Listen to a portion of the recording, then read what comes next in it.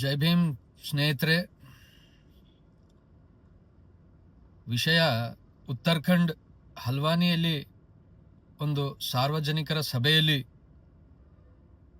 ವಿರೋಧ ಪಕ್ಷದ ನಾಯಕರು, ಈ ದೇಶದ ಒಂದು ಧೀಮಂತ ನಾಯಕರಾದಂಥ ಸನ್ಮಾನ್ಯ ಶ್ರೀ ಡಾಕ್ಟರ್ ಮಲ್ಲಿಕಾರ್ಜುನ್ ಖರ್ಗೆಜಿ ಅವರು ಒಂದು ಭಾಷಣ ಮಾಡಿದರು ಸಾರ್ವಜನಿಕರ ಸಭೆಯ ಉದ್ದೇಶವಾಗಿ.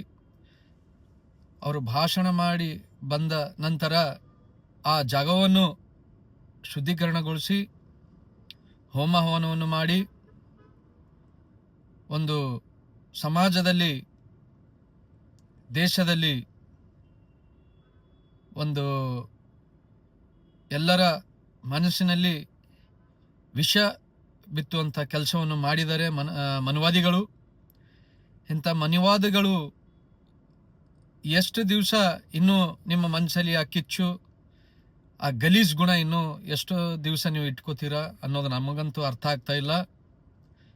ನೀವು ಹೋಮ ಹವನ ಎಷ್ಟೇ ಮಾಡಿದ್ರೂ ಅದು ವ್ಯರ್ಥ ಇದೆ. ನಿಮ್ಮ ಮನೆಯಲ್ಲಿ ನಿಮ್ಮ ಮನಸ್ಸುಗಳನ್ನು ಹೋಮ ಹವನ ಮಾಡ್ಕೊಂಡು ನಿಮ್ಮ ಮನಸ್ಸುಗಳನ್ನು ಪಡಿಸ್ಕೊರು ಮೊಟ್ಟ ಮೊದಲನೇದಾಗಿ. ಇವತ್ತು ದೇಶದ ಪ್ರತಿಯೊಂದು ನಾಗರಿಕರಿಗೂ, ಪ್ರತಿಯೊಬ್ಬರಿಗೂ ಈ ದೇಶದ ಸಂವಿಧಾನ ಬೇಕು. ಈ ದೇಶದ ಸಂವಿಧಾನದ ಅಡಿಯಲ್ಲಿ ನೀವು ಬದುಕ್ತಾ ಇದ್ದೀರಾ, ಬಾಳ್ತಾ ಇದ್ದೀರಾ. ಅಂಥದ್ರಲ್ಲಿ ಇವತ್ತು ಜನಪ್ರತಿನಿಧಿ ಆದಂಥ ನಮ್ಮ ಬೀದರ್ ಜಿಲ್ಲೆಯ ಈ ಡಾಕ್ಟರ್ ಮಲ್ಲಿಕಾರ್ಜುನ್ ಖರ್ಗೆಜಿ ಅವರು ಇವತ್ತು ಏನು ಜಿಲ್ಲೆ ಅಲ್ಲ, ರಾಜ್ಯ ಅಲ್ಲ, ರಾಷ್ಟ್ರ ಮಟ್ಟ, ಅಂತಾರಾಷ್ಟ್ರ ಮಟ್ಟದಲ್ಲಿ ಏನು ಬೆಳೀತಾ ಇದ್ದಾರೆ, ಅದನ್ನು ನೀವು ಸಹಿಸಲಾರದೆ ಇಂಥ ಕೆಟ್ಟ ಕೆಲಸಗಳನ್ನು ಮಾಡ್ತಾ ಇದ್ದೀರಾ. ನೀವು ಎಷ್ಟೇ ಹೋಮ ಹವನ ಮಾಡಿದರೂ ಏನೂ ಆಗಲ್ಲ. ಅದರಿಂದ ನಿಮ್ಮ ಮನಸ್ಥಿತಿ ಸರಿಪಡಿಸ್ಕೊಳ್ರಿ. ನಿಮ್ಮ ಮನಸ್ಥಿತಿಯನ್ನು ಮೊದಲು ಶುದ್ಧೀಕರಣಗೊಳಿಸ್ಕೊಳ್ಳಿ.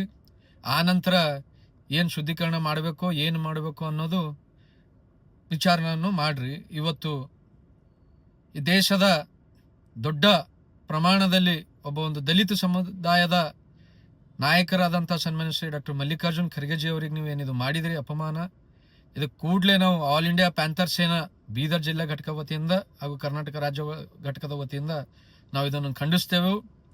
ಇಂಥ ನೀಚ್ ಕೆಲಸ ಮುಂದೆ ನೀವು ಮಾಡಬಾರ್ದು. ಮಾಡಿದರೆ ಇಡೀ ದೇಶಾದ್ಯಂತ ಎಲ್ಲ ಜಿಲ್ಲಾ ಕೇಂದ್ರ, ಎಲ್ಲ ರಾಜ್ಯದಲ್ಲಿ ಬೀದಿಗಿಳಿದು ಉಗ್ರವಾದ ಹೋರಾಟ ಮಾಡಬೇಕಾಗುತ್ತದಂತ ಹೇಳಿ ನಿಮಗೆ ಎಚ್ಚರಿಕೆ ಕೊಡ್ತಾ ಇದೀವಿ. ಇವತ್ತು ನೀವು ಏನು ಮಾಡಿದಿರ ಅದು ತುಂಬ ತಪ್ಪು ಕೆಲಸ. ಇಂಥ ಕೆಲಸಗಳನ್ನು ಮುಂದೆ ಮತ್ತೆ ಮಾಡಕ್ಕೆ ಹೋಗಬೇಡಿ. ದಲಿತರು ಎಷ್ಟು